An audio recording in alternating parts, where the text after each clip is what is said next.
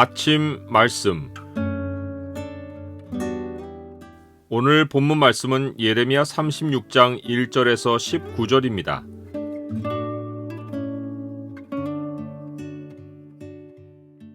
오늘 본문을 약속의 창으로 보면 재난을 대비하는 길이 무엇인지가 보입니다. 약속의 창을 보여주는 구절은 36장 3절입니다. 유다 가문이 내가 그들에게 내리려 한 모든 재난을 듣고 각기 악한 길에서 돌이키리니 그리하면 내가 그 악과 죄를 용서하리라 하시니라. 앞장에서는 레갑의 사람들이 조상이 명령한 법을 신실하게 지킴으로써 하나님의 법을 멸시하며 살았던 다른 모든 백성과 대조를 보였습니다. 레갑 사람들은 충성된 삶의 모습으로 인하여 하나님으로부터 내 앞에 설 사람이 영원히 끊어지지 아니하리라 하신 약속을 얻었습니다.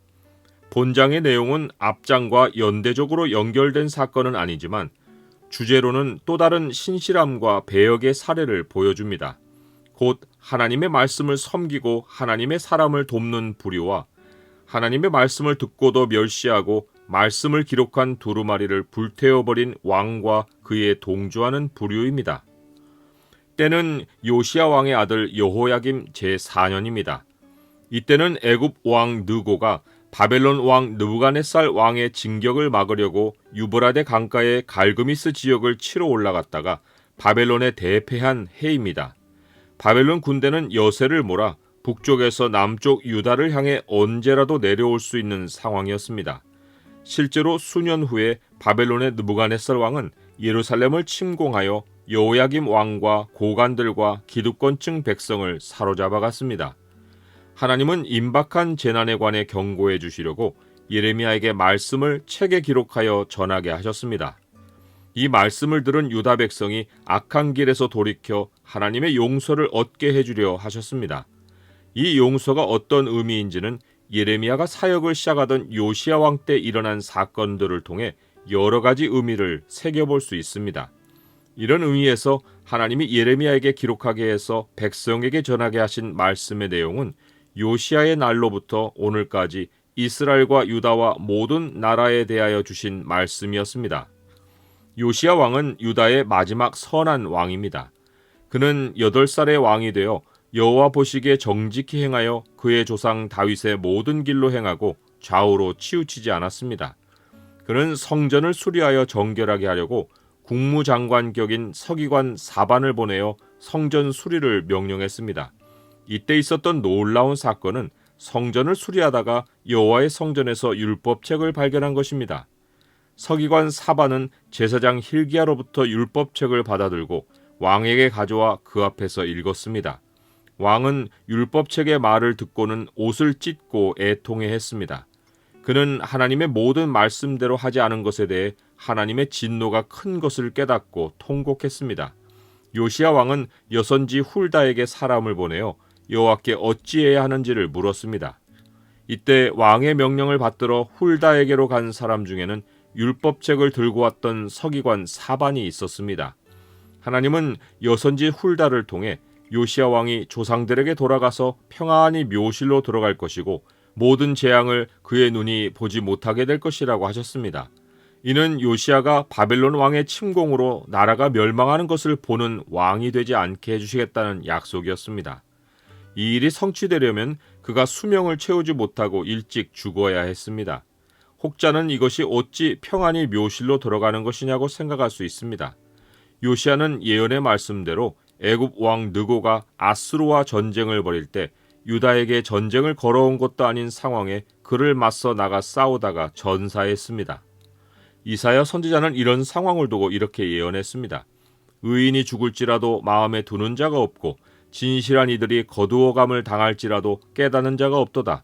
의인들은 악한 자들 앞에서 불리어가도다.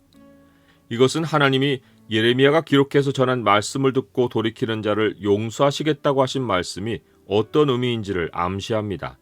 어떤 경우는 생명을 미리 거두어 가셔서 바벨론의 잔혹한 손에서 죽지 않게 하시는 것일 수 있습니다. 마지막 날 예수님이 다시 오실 때 극심한 환란이 닥치기 전 하나님은 자기 백성을 먼저 불러 올리실 것입니다. 세상을 떠나는 것이 비극이 아니라 하나님께로 돌아가는 것만큼의 행복과 평안은 없습니다. 이렇게 죽는 자들은 하나님께 용서를 받았기에 죽는다고 해도 구원을 얻고 죽는 것입니다.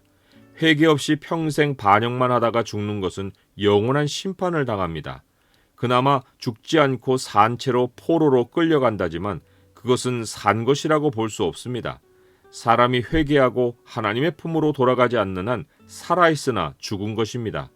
악한 길에서 돌이켜 하나님의 용서를 받은 자들 가운데는 실제 포로로 잡혀가는 사람들도 있을 것이지만 하나님은 그들에게 특별한 자비를 베푸실 것이었습니다. 본래부터 신앙을 지켰던 다니엘이나 그의 세 친구나 에스겔 선지자 같은 사람들, 그리고 예레미야도 그들 가운데 하나인데 이들은 하나님이 보호해 주셨고 악에서 돌이킨 자들은 새 삶의 터에서 반드시 생명을 누리게 해주실 것이었습니다. 회개와 용서에는 구원이 따르기에 하나님께 돌이킨 자들에게는 저주가 변하여 복이 되는 것입니다. 하나님의 말씀을 받은 예레미야는 바룩에게 말씀을 불러주고 기록하게 했습니다. 바룩은 예레미야의 친구이자 나중에 애굽으로 끌려갈 때까지 끝까지 그의 곁에 붙어 그를 도운 동역자입니다. 바울 곁에서 끝까지 그를 도와 성경까지 기록했던 의사 누가에 비교할 수 있습니다. 바룩은 예레미야가 불러준 말씀을 1년여의 시간에 걸쳐 두루마리에 기록했고 여호와의 성전에 금식이 선포된 날에 맞춰 성전에 모인 백성의 귀에 낭독했습니다. 당시 금식은 때때로 종교 예식의 하나로 선포되곤 했습니다.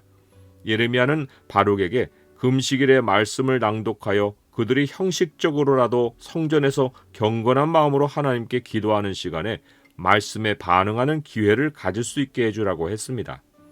이때 귀 기울여 말씀을 들은 사람이 사반의 손자여 그마랴의 아들인 미가야였습니다.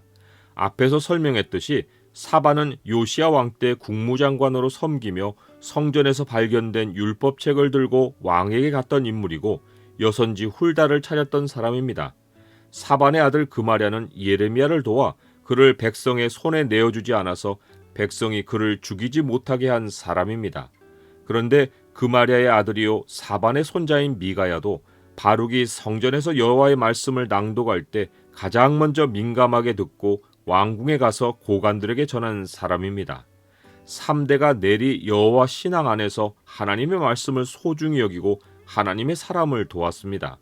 사반의 집안은 배역한 백성들 가운데서 하나님이 믿음의 계보를 이어가고 계신다는 증거였습니다.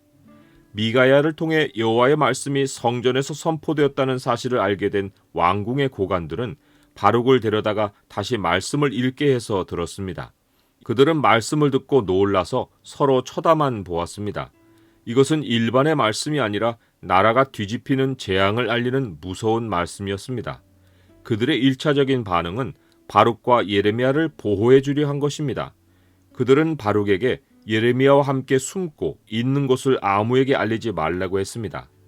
나라의 고관들이 하나님의 말씀을 듣고 회개하고 악과 죄에서 돌이킨 것은 아니지만 일단은 여호와의 말씀에 대한 두려움을 보인 것입니다. 이것이 하나님의 말씀에 대해 누구나 보여야 할 기본의 태도입니다. 하지만 멸망할 자들의 표시는 하나님 말씀에 대한 두려움이 없는 것입니다. 하나님 말씀은 언제나 장래일을 알려주시는데 그들은 장래가 자기 손에 있다고 생각하기에 하나님 말씀이 제시하는 길이 걸림돌이고 거추장스러운 이야기입니다.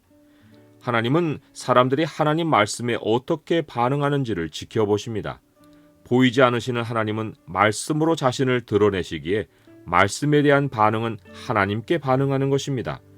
말씀을 듣고 돌이키면 살아나고 믿으면 하나님의 기이하고 놀라운 역사를 봅니다. 하나님과 동행하는 자의 삶에는 말씀이 있고 말씀이신 하나님은 동행자에게 언제나 구원으로 답해 주십니다.